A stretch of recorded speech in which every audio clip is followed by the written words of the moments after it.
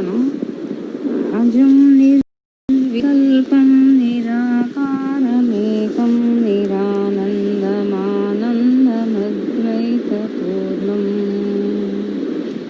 పరం నిర్గుణం నిర్విశేషం నిరీహం పరబ్రహ్మరూపం గణేశం భజేమా.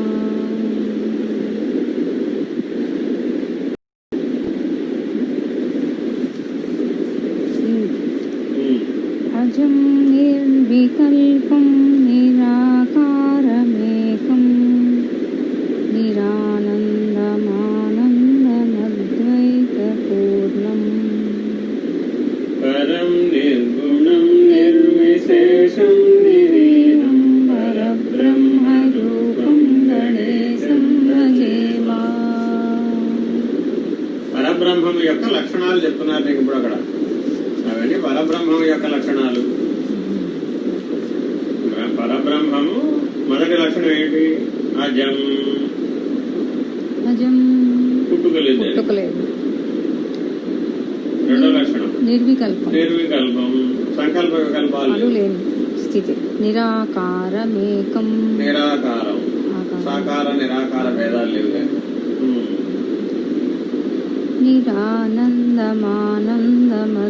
ఆనందంలో స్థాయి భేదం లేదు దానికి. నిరానందం అంటే ఆనందంలో స్థాయి భేదం లేదు దానికి. అద్వైత పూర్ణం. అది పూర్ణం. పూర్ణం అంటే పరబ్రహ్మ నిర్ణయం వరకు చెప్పేదానికి పూర్ణం అని పేరు. అద్వైత స్థితి. అద్వైతం అంటే పరబ్రహ్మమునకు ఆవల పరాత్పరం. అది పరిపూర్ణం. పరం నిర్గుణం నిర్విశేషం నిరీహం. పరాత్పరం వల్ల అందుకే పరం నిర్గుణం. అది ఎటువంటిది? పూర్ణం అన్నదాన్ని ఎక్కడ నిర్ణయం అవ్వాలి? ఇప్పుడు పరం అనేది నిర్ణయం. ఆ పరం ఎటువంటిది? నిర్గుణం. గుణం లేదు. గుణం లేనప్పుడు నాశనం కూడా లేదు, పరిణామం లేదు, కదలికలు లేవు, మార్పు లేదు.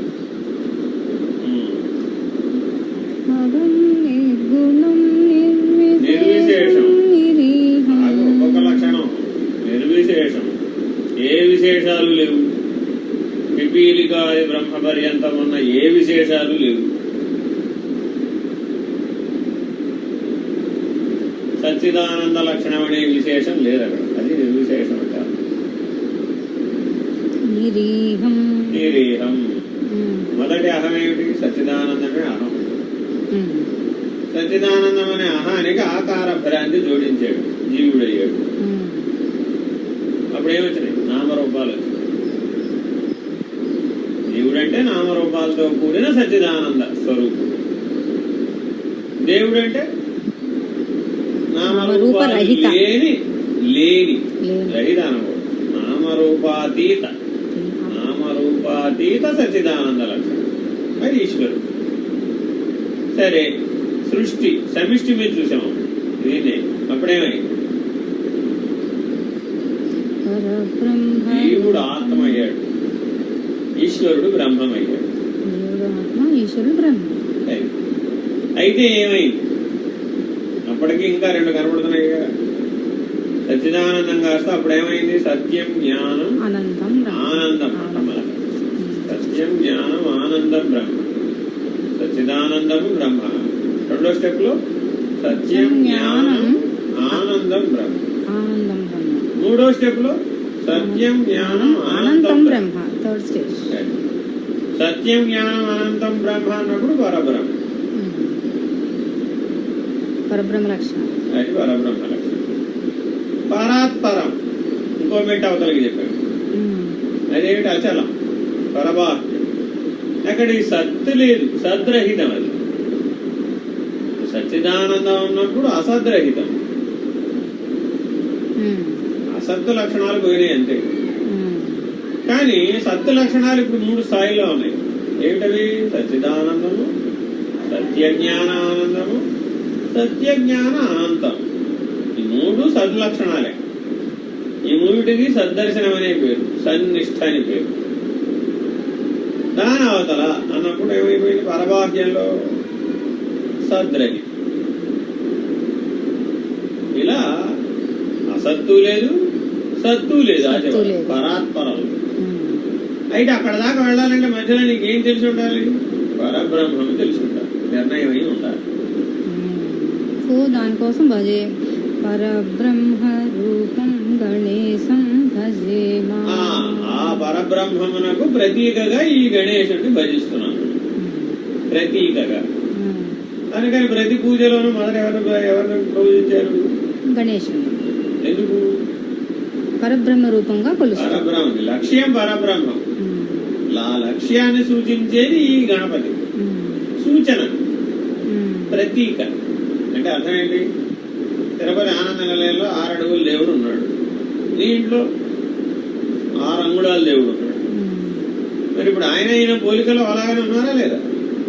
ఈయన ఎవరయ్యా అన్నాం, అది ఆ దేవుడే ఈ దేవుడు అన్నాం, ఆ దేవుడే ఈ దేవుడు అన్నాం.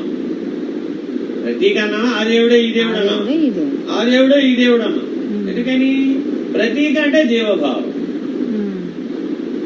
ఒకటే అంటే త్వమేవాహం, అద్వైతం. అద్వైతం. తద్రహితం అంటే అయిపోయింది, పరాత్పరం. అందుకని ఈ 4 స్థాయి భేదాలు తెలిసి ఉండాలి అన్వయించుకునేటప్పుడు. ఇప్పుడు ఒక్కొక్క మాటకి ఒక్కొక్క సూత్రం ఉంది మళ్ళా. అందుకని ఇందాక అట్లా చెప్పింది నీకు. ఆనందం అనేది 5 స్థితులలో స్థాయి భేదాలు. దానికంటే ముందు ఉన్నాయి కదా. అజం. అజం అంటే పుట్టుకలేనిది, అంటే పుట్టుక. అజం అంటే పుట్టుకలేనిది. అజాతవాదానికి ఇదే, అదే గుర్తు. అజాతవాదం అని ఒక వాదం ఉంది. అదేమి చెప్తుందంటే ఈ సృష్టి పుట్టలేదు. సృష్టి పుట్టలేదంటే ఇంకా జీవరాశి పుట్టలేదు. జీవరాశి పుట్టలేదంటే సుబ్బారావు పుట్టలేదు. ఇది అజాతవాదం. అచలంలో కూడా ఈ అజాతవాదం ఉంటుంది. అయితే మొదట్లో చెప్తాం, తర్వాత దాని సిద్ధాంతం మారిపోతుంది. కాబట్టి అజం ఎప్పటికైనా సరే నీకు అజాతవాదం సంగతి తెలియాలి. తెలిస్తేనే బ్రహ్మనిష్ట కుదురుతుంది, లేకపోతే తెలియదు. బ్రహ్మనిష్ట కుదరాలంటే అజాతవాదం తెలిసి ఉండాలి. నిర్వికల్పం అంటే ఏం చెప్పాడు? సంకల్ప వికల్పాలతో సృష్టి వచ్చిందో ఆ సంకల్ప వికల్పాల యొక్క కదలిక ఎక్కడ లేదు, అది నిర్వికల్పం. మనసు స్థాయిలో వచ్చేవి ఆలోచనలు, బుద్ధి స్థాయిలో వచ్చేవి కర్మలు, చిత్తం స్థాయిలో వచ్చేవి వృత్తులు, ఆనంద స్థాయిలో వచ్చేవి వాసనలు. ఆనందమయ కోశమంతా వాసనామయం, అవిద్య. అందుకని జాగ్రత్తగా ఇవన్నీ వ్యష్టి. నామరూపాత్మకమైన జీవుడు ఆలోచనలతో చేత గాని, కర్మల చేత గాని, వృత్తుల చేత గాని, వాసనల చేత గాని ప్రేరేపించబడుతూ కామ ఉపభోగములు, కోర్కెలు, సుఖ దుఃఖాలు దీని వెంట తిరుగుతుంది. ఇదే జీవుడు అంటే, వేరే ఇంకేం లేదు. ఈ రకమైనటువంటి భోగ సాధనం సూక్ష్మ శరీరం, జగత్తు ఆ భోగానికి ఉపయోగపడేటటువంటి భోగాయతనం. ఈ రెండింటితో ఊగిసలాడేవాడెవడో వాడు జీవుడు. కాబట్టి వీడికి సంకల్ప వికల్పాలని వీడికి చెప్పకూడదు. మనోళ్ళు ఏమంటున్నారు? మనిషి చేసేదానికే సంకల్పం, నువ్వు సంకల్పించి సరిగ్గా అంటాడు. చాలా స్టేజెస్ ఉన్నాయి. సంకల్పం అంటే అర్థం ఏంటి? స్థూల, సూక్ష్మ, కారణ, మహాకారణ. మహాకారణ స్థితిలో నుంచి కారణం వ్యక్తం అవడానికి ఉపయోగపడినది సంకల్ప శక్తి. మహాకారణ స్థితిలో నుంచి కారణ స్థితి వ్యక్తం అవడానికి, అంటే అవ్యక్తంలో నుంచి వ్యక్తం రావడానికి ఉపయోగపడినటువంటిది సంకల్ప శక్తి. అక్కడే వికల్ప శక్తి కూడా అవుతుంది. ఈ సంకల్ప వికల్పాలు రెండు అవ్యక్తము వ్యక్తం మధ్యలోనే తిరుగుతూ ఉంటాయి. బ్రహ్మము నిర్వికల్పం. బ్రహ్మము నిర్వికల్పం. నిర్వికల్పమే తెలియని వాడికి పరబ్రహ్మ నిర్ణయం ఎలా అవుతుంది? కాబట్టి వ్యక్తావ్యక్తములు దాటి బ్రహ్మస్వరూపునిగా ఉండాలి. ఎవడైతే ఉన్నాడో వాడు నిర్వికల్పం. ఇది నిర్వికల్పం అంటే ఇట్లా నిర్ణయం కావాలి. నిరాకారమేకం. కానీ ఇప్పుడు మానవుడు పూజ చేస్తూ ఏం చెప్పుకుంటాడు? శ్రీశైలస్య ఉత్తర భాగే కృష్ణాతీరే స్వగృహే. ఇది సంకల్పం అంటున్నాడు. ఇది ఎవరికి సంకల్పం? జీవుడికి. అది దేహతాదాత్మ్యత బుద్ధి కలిగిన వాడికి. బ్రహ్మనిష్ఠుడికి సంకల్పం పనికొస్తుందా? వాడికి ఏం చెప్పారు మరి?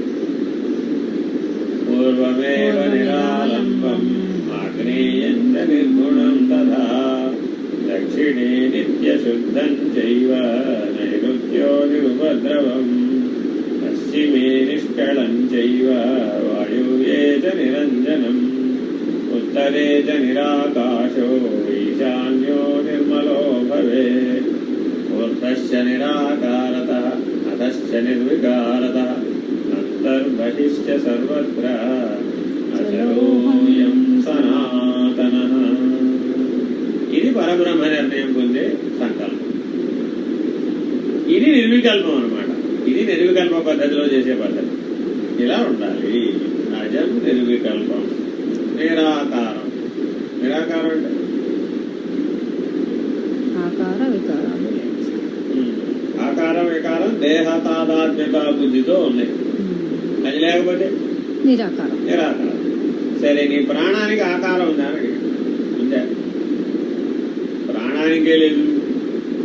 మరి ప్రాణ ప్రదాత అయినటువంటి సూర్యుడికి ఉందా? అడిగి లేదు. నిరాకారమేకం. అది ఏకమా అనేకమా?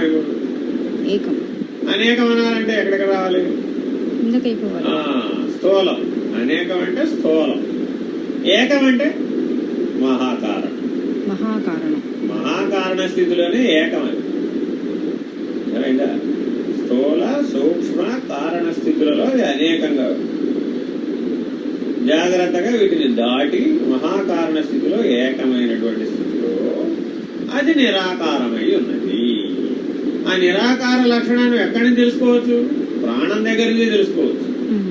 ఎందుకని? ప్రాణానికి ఆకారం లేదు, మనసుకు ఆకారం లేదు, బుద్ధికి ఆకారం లేదు.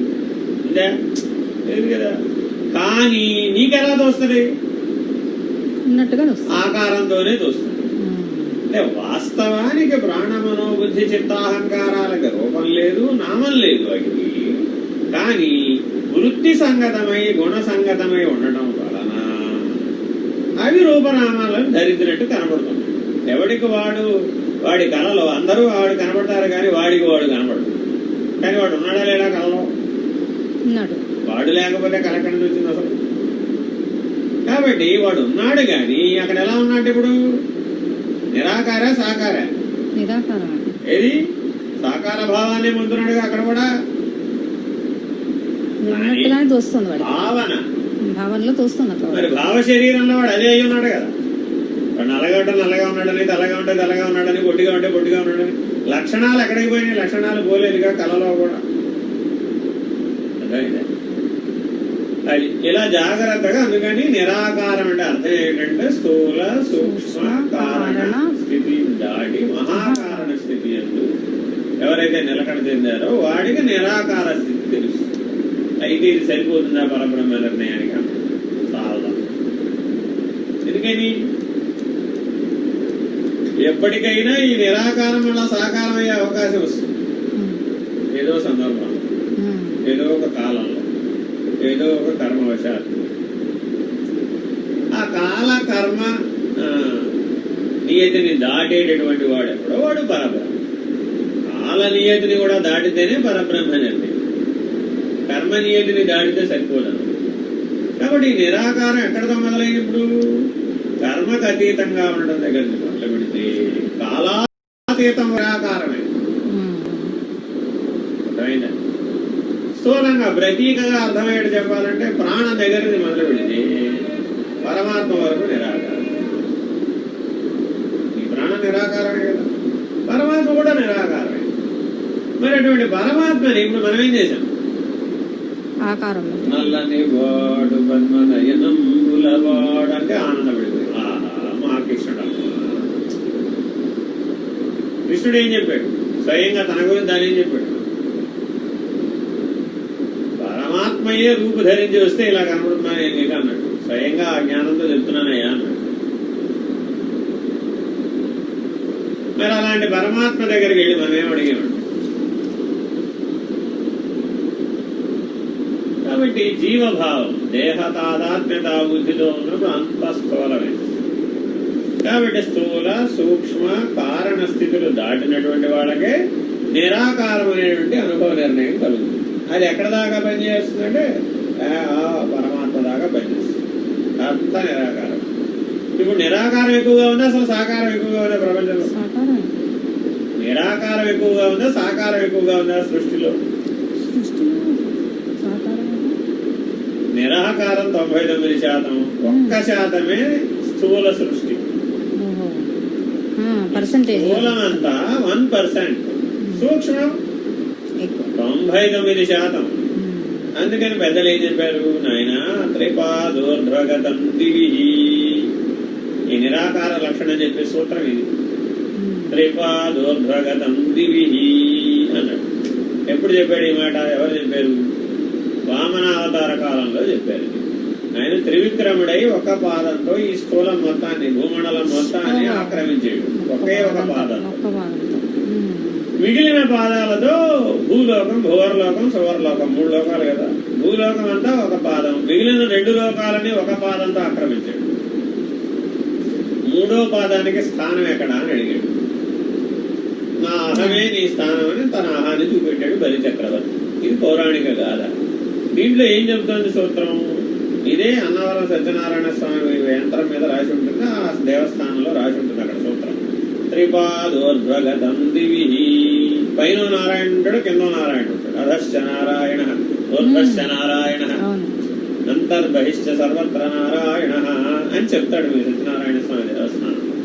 అధశ్చ నారాయణ, స్థూలంగా కనబడినంతా నారాయణుడే. ఇది ఒక్క పాదమే. మిగిలిన 3 పైన ఉన్నాయి. ఏమిటవి? సూక్ష్మము, కారణము, మహాకారణం. మొత్తం 4 పాదాలు. 4 పాదాల్లో నీకు కనబడుతున్న స్థూలం ఒక్కటే. ఈశ్వరుడు మహావిష్ణువు అనే ఆయన 4 పాదాలుగా ఉంటే అందులో ఒక భాగం 25% మాత్రమే స్థూలంగా కనబడుతుంది. 75% కనబడకుండా ఉంది, నిరాకారంగా ఉంది. మరి ఇప్పుడు నువ్వు సాకారమా నిరాకారమా? నిరాకారం. కాబట్టి నీ కాంపోజిషన్ ఎలా తయారైంది? నీ సప్తధాతువులు, నీ స్థూల శరీరం, నీ సూక్ష్మ శరీరం, నీ కారణ శరీరం, ఇదంతా మహాకారణంలో ఏం పెద్ద విలువ లేదు అక్కడ. అది నిరాకారం కదా. ఆ నిరాకారంలో ఈ సాకారానికి ఎంత విలువ? సరే, అర్థమయ్యేది చెప్పాలనుకో. సూర్యమండల స్థానంలో నుంచి ఒక సుబ్బారావుని గుర్తుపట్టగలుగుతాం. భూమి కనిపించదు, అసలు భూమినే చూడలేదు. అయిపోయాయి. మరి అటువంటి దానిలో ఇప్పుడు మానవుడే దేనికి కట్టుబడిపోయాడు? ఈ 100 గజాలు నాది, ఈ 200 గజాలు నాది, ఈ 100 ఎకరాలు నాది, ఈ దేశం నాది, ఈ భూమి నాది అన్న భూమి పక్కన నవ్వాను అంటాడు. తెలుసుకోవాలండి, పరిగెట్టొద్దు. ఊరికే తొందరగా పరిగెడితే ప్రయోజనం లేదు. స్పష్టంగా నిర్ణయం అవ్వాలి. నీ భ్రాంతి నుంచి నువ్వు విడిపోవాలి. లేకపోతే ఊరికే ఆ పాఠం వల్ల ప్రయోజనం ఏముంది? పాడటం అందరూ పాడతారు. అర్థం లేని, అవగాహన లేని, నిర్ణయం లేని పాడటం వల్ల ప్రయోజనం లేదు. తొందరగా పాఠం అవగొట్టేయడం వల్ల అంతకంటే ప్రయోజనం. అది ఇది నిరాకారం అండి. ఎప్పుడు ఈ నిరాకార స్థితి ఎందుకు నిలకడ చెందాలి. ఇది నిలకడ చెందిన వాళ్ళకి ఆ పరిస్థితులు ఎప్పటికీ అర్థం కావు. అందుకనే సరైన పద్ధతిలో చెప్పారు. అజం నిర్వికల్పం నిరాకారం ఏకం. ఎవడైతే ఈ నిరాకార తత్వం అవగాహన అయిందో వాడికి మాత్రమే ఏకత్వం అనేది కుదురుతుంది. ఈ నిరాకార తత్వం తెలియని వాడికి ఎప్పటికీ ఏకత్వం తెలియదు. ఎప్పుడు జీవుడు వేరే, దేవుడు వేరే, గురువు వేరే, శిష్యుడు వేరే. ఎవడైతే ఈ నిరాకార స్థితికి వచ్చాడో వాడికి జీవుడు దేవుడు ఒకటే. జీవేశ్వర ఐక్యం, జీవ బ్రహ్మైక్యం, గురు శిష్య ఐక్యతా సిద్ధి. ఇది ఏకమంటే అప్పుడు మాత్రమే పరబ్రహ్మ నిర్ణయం అవుతుంది. ఆ రీతిగా మాత్రమే అవుతుంది. అన్యథా ఇక అవదు. వేరే వేరే ఏ మార్గంలోనూ అవలేదు అని చెప్తున్నారు అక్కడ. ఏకం. మధ్యలో మీకు ఇందాక ఒక సూత్రం చెప్పాను. ఏం చెప్పాను? నిరాకార దగ్గర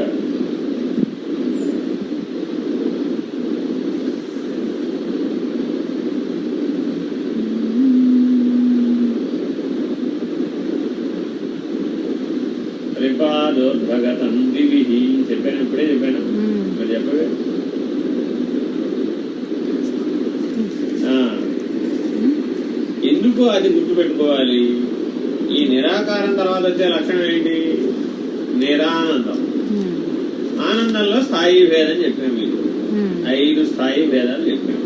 ఒకటి విషయానందం, విషయానందం, 2 స్వరూపానందం, 3 ఆత్మానందం, బ్రహ్మానందం, నిర్వికల్పానందం.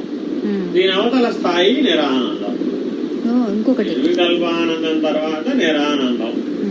అది ఇప్పుడు నిరానంద స్థితిలో ఉన్నవాడెవడో వాడు పరబ్రహ్మ నిర్ణయం కలిగిన వాడు. ఇంకా అక్కడి నుంచి కిందకి వేసుకుంటూ రావాలన్నమాట. అర్థమైందా?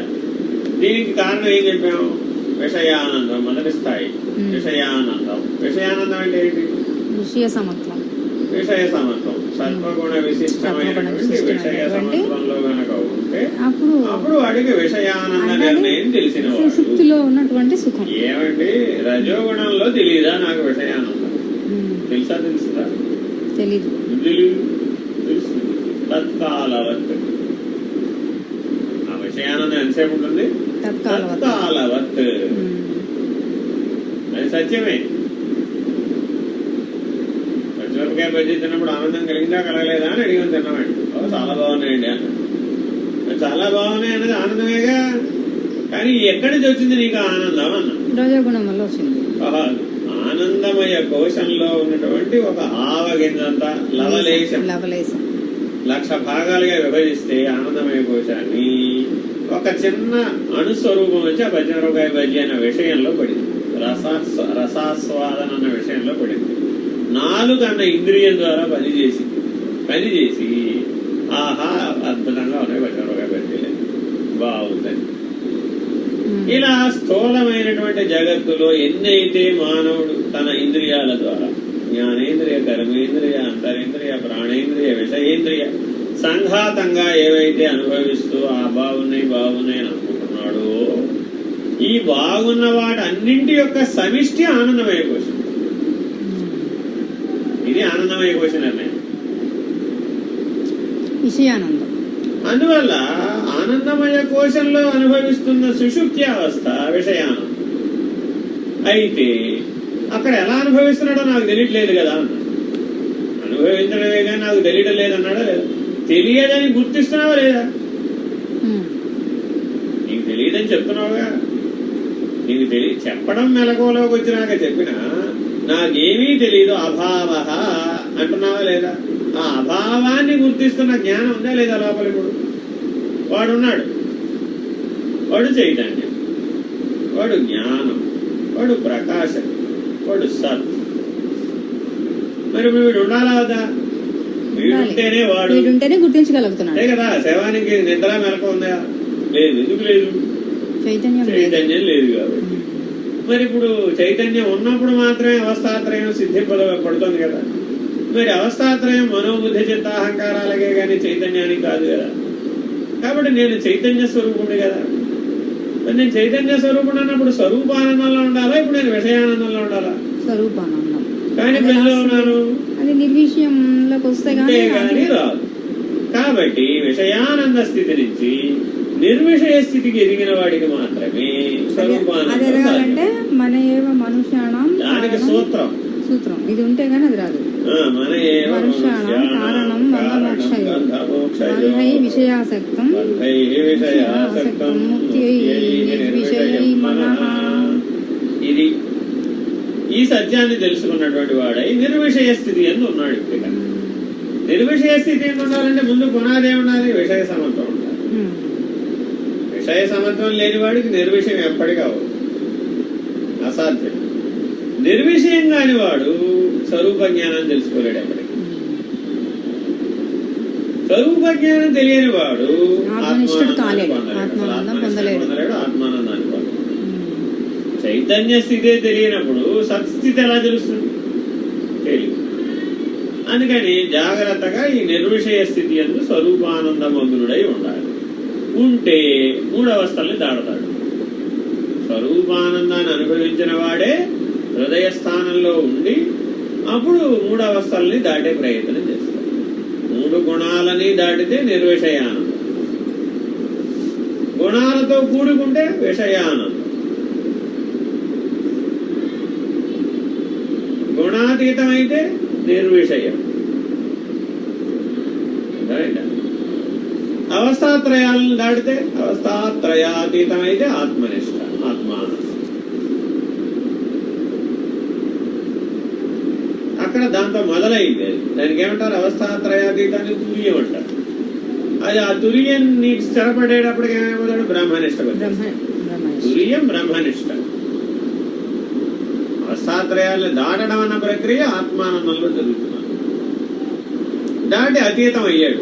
అవగానే తురియ స్థితిలో మేల్కొన్నాడు. మేల్కొనగానే ఆ తురియంలో నిష్ట వచ్చేస్తున్నాడు. అది బ్రహ్మానందం, బ్రహ్మనిష్ట. తురియంలో ఉంటేనే బ్రహ్మనిష్ట. సరే, ఉంటే సరిపోయిందా అన్నాం. సరిపోలేదు. ఏం కావాలి? నిర్వికల్ప. ఎందుకని? బ్రహ్మముగా ఉన్నప్పుడు సృష్టి సంకల్ప వికల్పాల మీద ఆధిపత్యం, అధిష్టానం వచ్చింది. సామర్థ్యం తెలిసింది. చైతన్యం స్వాధీనమైనప్పుడు. నిర్వికల్పానందం తెలియాలంటే చైతన్యం స్వాధీనమై ఉండాలి. నిర్విషయానందం అవ్వాలంటే మనసు స్వాధీనం అవ్వాలి. నిర్వికల్పానందం అవ్వాలంటే చైతన్యం స్వాధీనం అవ్వాలి. నిర్విషయానందం అవ్వాలంటేనేమో మనసు స్వాధీనం. అలా అయిన వాడికి ఎవరికో ఇప్పుడు ఏమైంది? విషయానందాన్ని దాటేశాడు, స్వరూపానందాన్ని దాటేశాడు, ఆత్మానందాన్ని దాటేశాడు, బ్రహ్మానందాన్ని దాటేశాడు, నిర్వికల్పానంద స్థితిలో ఉన్నాడు. వీడికి చెప్పారు ఇప్పుడు పరం తత్పరం చావలో. అది తత్పరం చావ. అక్కడ గురువు గారు చెప్తారు, తత్పరం చావలోకయే. ఈ బ్రహ్మానందం కింద ఉన్నవన్నీ త్వం. ఈ నిర్వికల్పానందం దగ్గరికి ఎవరైతే వచ్చారో వాటికి తత్ ఒకటే మిగిలింది. ఇప్పుడు త్వం లేదుగా. అంటే విషయానందం దగ్గర నుంచి బ్రహ్మానందం వరకు ఉన్నదంతా త్వమే. నిర్వికల్పానందానికి వచ్చేసాడు. అప్పుడు తత్. త్వం లేని తత్, కొట్టి తత్ అనమాట. ఈ తత్ స్థితిలో ఉన్నటువంటి వాడికి గురువు ఏం ఉపదేశిస్తాడు? ఇప్పుడు తత్పరంచావలోకయేత్. దీని అవతల చూడు నాయన, పరాన్ని చూడు. చూడు అంటే తెలుసుకో, ఉండు అని అర్థం. మామూలు ఇంద్రియార్థంలో సేకరించడు, సూచన వాక్యాలు. సో ఆ పరాన్ని సూచిస్తే అప్పుడు ఏమయ్యాడు వాడు?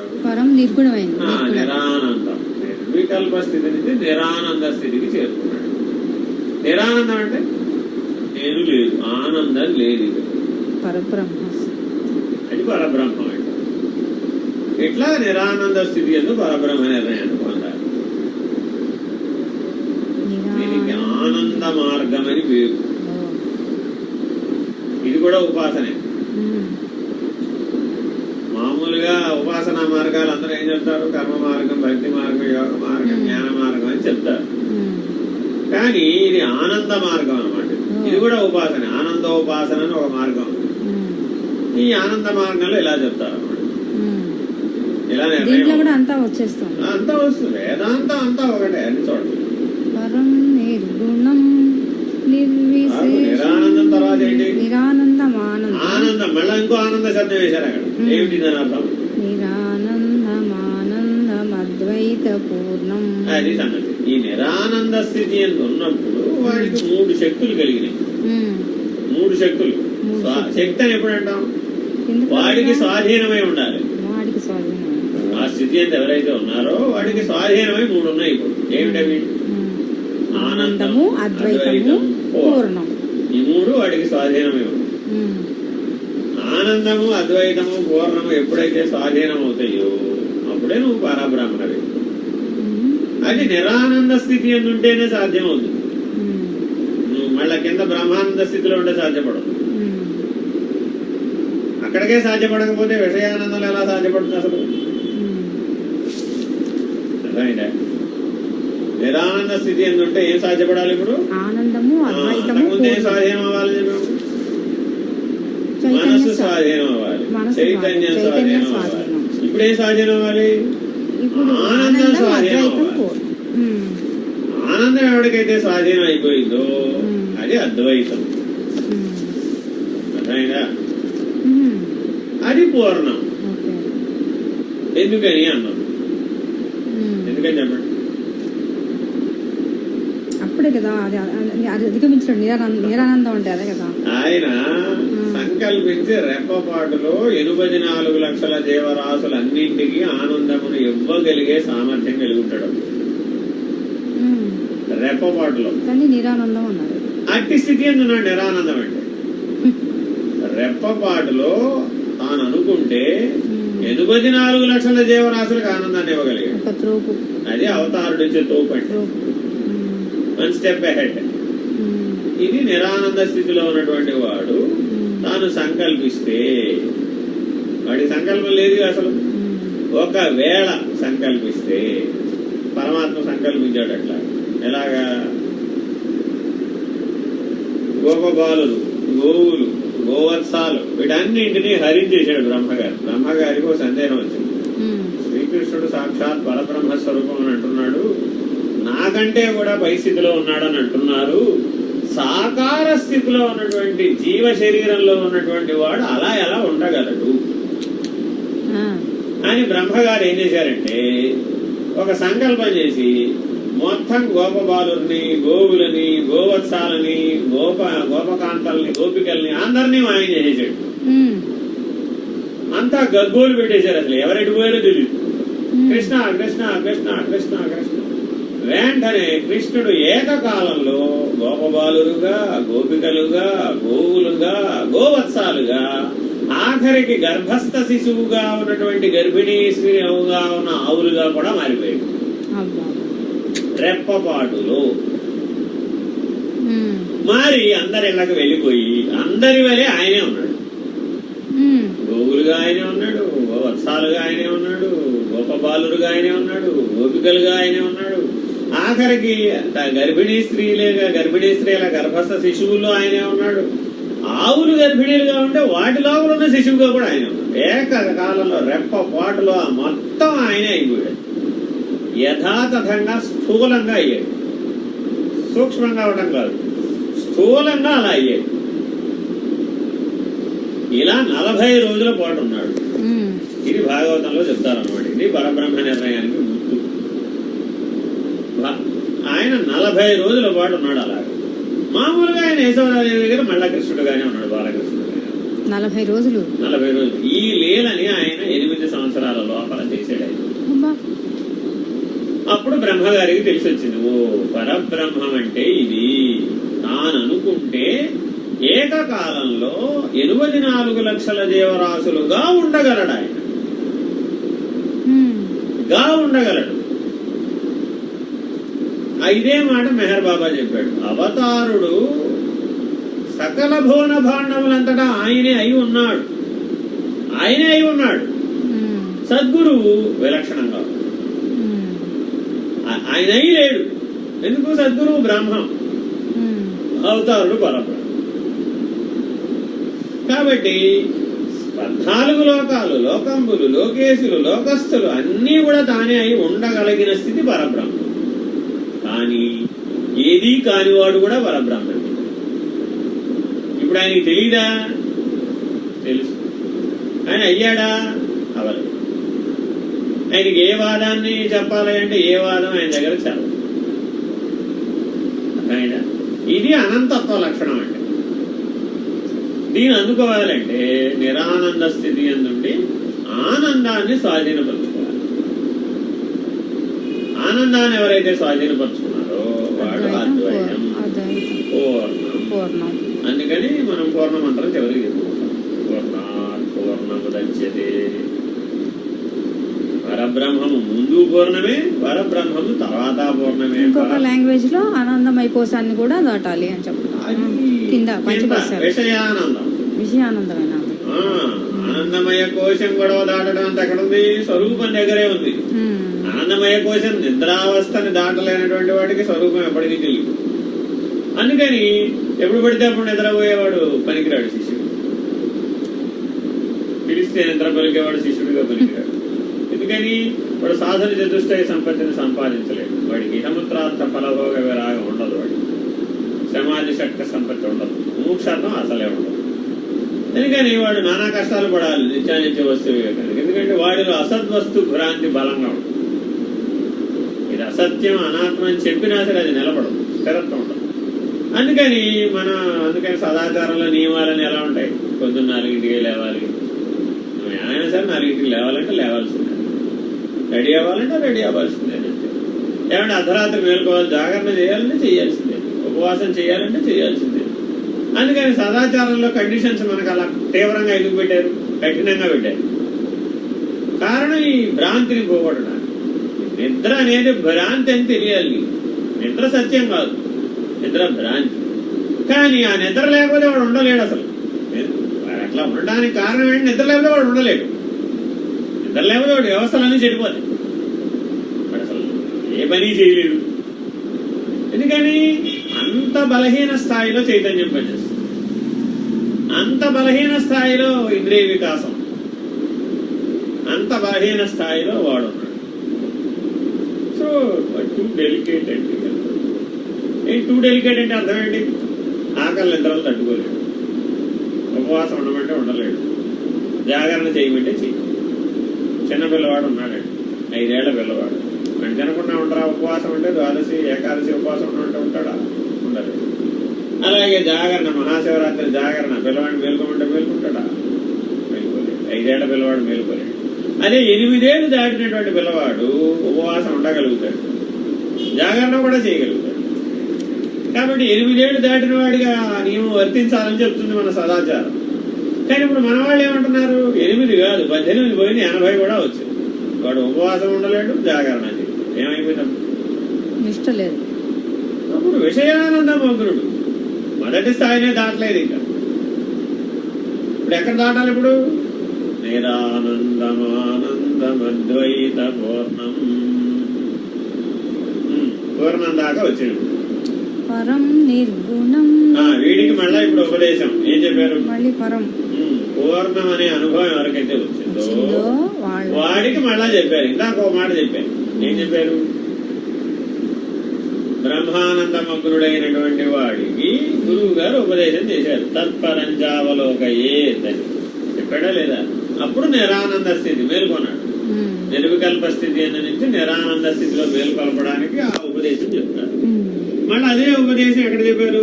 పూర్ణం దగ్గర చెప్పారు. మళ్ళీ అదే సేమ్ సూచన ఏం మారదు. మళ్ళా పరం అంటే ఏమిటో తెలుసుకొని ఆయన ఎక్కడికక్కడ ఆగిపోతుంటాడు అనమాట. ఆగినప్పుడల్లా అదే సూచన చెప్తారు. సో పరం అంటే ఏమిటి? పూర్ణం దాకా వచ్చినటువంటి అప్పుడు మరి అప్పుడు నిర్గుణం అక్కడే చెప్పాలా అక్కర్లేదా? పరం అనే ఉపదేశం పొందినటువంటి వాడికి నిర్గుణం తెలుసు, లేకపోతే తెలుసు. ఎందుకని? పూర్ణంగా ఉన్నా కూడా వాడు అంతర్నిహితంగా సమిష్టిలో 3 గుణాలు లోపల పనిచేసుకోవడం, అదే సంచిత కర్మ. కాబట్టి ఒక కాలాంతరంలో కాలచక్రంలో పూర్ణమే అపూర్ణం. మళ్ళా సృష్టి బయటకు వస్తుంది. మళ్ళా సృష్టి బయటకు వస్తే పంచశక్తులు, పంచబ్రహ్మలు, పంచతన్మాతలు అంతా వస్తే మళ్ళా బ్రహ్మాండం, మళ్ళా పిండాండం, మళ్ళా జీవులు, జగద్భావం అంతా వచ్చేస్తుంది. సో ఇదంతా ఇందులోంచి వచ్చింది, పూర్ణంలోంచి వచ్చింది. ఇప్పుడు ఆ పూర్ణంలో బీజ స్థితిలో ఉన్నటువంటి గుణాన్ని నిర్బీజం చెయ్యాలి. ఆ నిర్బీజం చేయడం కోసమని పరం చెప్పారు ఇక్కడ. అందుకని పూర్ణం తర్వాత మళ్ళా పరం వేశారు ఇక్కడ. అంతకుముందు ఒకసారి చెప్పాక సరిపోవచ్చుగా, చాలదు. అందుకని పూర్ణం అనే అనుభవం ఎవరికైతే వచ్చిందో వాళ్ళకి ఇప్పుడు ఏం చేశారు? విశ్వ సద్గురువు పనిచేసి పరం అనే నిర్ణయం తెలియజెప్తారు. చెప్తే అప్పుడు నిర్గుణ స్థితి యథాతథంగా తెలియకూడదు. ఇప్పుడు ఏ కాలంలోనూ సృష్టి రాదు. ఇప్పుడు కాలం అక్కడంతా కాలం. ఈ పరంతరా చెప్పేదంతా కాలం, అంతకుముందు చెప్పినంత కర్మ. ఆనంద భావంతో చెప్పేదంతా కర్మచక్రం తాడు. నిర్గుణం, నిర్విశేషం. నిర్విశేషం అంటే ఏ విశేషము లేని విశ్వమే ఓ పెద్ద విశేషం. అదంతా కాలచక్రం. కాలచక్రం అంతా అనేక విశేషాలతో నిండి. ఇప్పుడేం లేదు, నిర్విశేషం. కాలమే లేదు, కాలాతీతం, దేశాతీతం, కాలాతీతం. కాలం కర్మ. నిర్విశేషం, నిరీహం. కాలాతీతం అయితే తప్ప నిరీహం అవ్వదు. అంటే పరాత్పర నిర్ణయం నిరీహం. పరబాహ్య నిర్ణయం నిరీహం. అహం రహితం అంటాం, సద్రహితం. అహం రహితం, సద్రహితం. పూర్ణం అంటే సత్, సద్రహితం నిరీహం, పరిపూర్ణం. పరిపూర్ణం పరబాహ్యం. అలా ఇలా ఈ పరంతో కథ అంతా, ఈ విషయం అంతా తెలిసినటువంటి లక్షణం అంతా తెలిసిన వాడికి ప్రతీక ఎవరిప్పుడు? గణేశం. పరబ్రహ్మ. పరబ్రహ్మ రూపం గణేశం. రూపం మళ్ళా అది రూపంలోకి వచ్చినప్పుడు గణేశం. పరబ్రహ్మమును రూపం దృష్ట్యా ప్రతీకాత్మకంగా ఈయన చెప్తున్నాడు. గణేశుడి చరిత్ర చదువుతారా లేదా రేపొద్దున? మరి ఎందుకు ఆయన తలకాయ తీసి తలకాయ పెట్టారు? అట్లా మళ్ళీ మారు కావాలి. ఏమిటి పరబ్రహ్మ రూపం గణేశం? ఎందుకని ఆయన ఆ చరిత్ర చదివినప్పుడు తల తీసి తల పెట్టాడా లేదా? తల తీసి తల పెట్టినవాడు ఎవడు? సదాశివుడు, శివుడు. ఆయన తలుచుకుంటే గానీ అవుతుంది. అదే, ఇదంతా జీవభావం. పూర్ణమైనటువంటి వాడికి గురువు పరాన్ని ఉపదేశించాడు. అది తల తీసి తల పెట్టడం అంటే అదే ఓల్డ్ దాన్ని తీసి యూత్ పెట్టాలట. ఉన్న తెలివి పోవాలి, కొత్త తెలివి రావాలి. అది గణేశుడు అంటే. ఇప్పుడు ప్రస్తుతం తెలివి ఎక్కడ ఉంది? విషయానందం దగ్గర ఉంది. ఎక్కడ మేలుకోవాలి? నిరానందం దగ్గర ఉండాలి. అది ఇది గణేశుడు తలకాయ మార్చడం అంటే. ఎన్ని స్టేజెస్ ఉన్నాయి. అందుకని అది ప్రతీకాత్మకంగా బోధిస్తుంది. పరబ్రహ్మం అనే లక్షణాలను గణేశుడి రూపం ప్రతీకాత్మకంగా తెలియజెప్తోంది. అందుకని పరబ్రహ్మ రూపం గణేశం భజేమం. ఆ గణేశుడిలో ఈ పరబ్రహ్మ లక్షణాలను గుర్తించడం రావాలి. అది వినాయక చవితి అంటే. ఇది వినాయకుడు చూడటం అంటే అర్థం. వినాయక చవితికి ఇది వినాయక చవితి నాడు అందరూ ఏనాటి నుంచో చదువుకునే చవితి కథల యొక్క ఉద్దేశం ఇది. అయితే ఈ లక్షణాలన్నీ పోయి ఇప్పుడు మనం ఎక్కడికి వచ్చేసాం? వినాయక చవితి నాడు కృష్ణుడు పాలల్లో చంద్రుడి నీడ చూశాడు, నీలాపనిందలు వచ్చినాయి, శమంతక ఉపాఖ్యానం చదువుకుంటాం. కానీ ఇట్లా వినాయక చవితిని ఇలా జాగ్రత్తగా ఈ పరబ్రహ్మ లక్షణాలతో చూసి నిర్ణయం పొందితే అప్పుడు అది ఉపయుక్తం, అది ప్రయోజనం సనాతన ధర్మంలో. హరి ఓం. అజం నిర్వికల్పం నిరాకారమేకం నిరానందమానందమద్వైతపూర్ణం పరం నిర్గుణం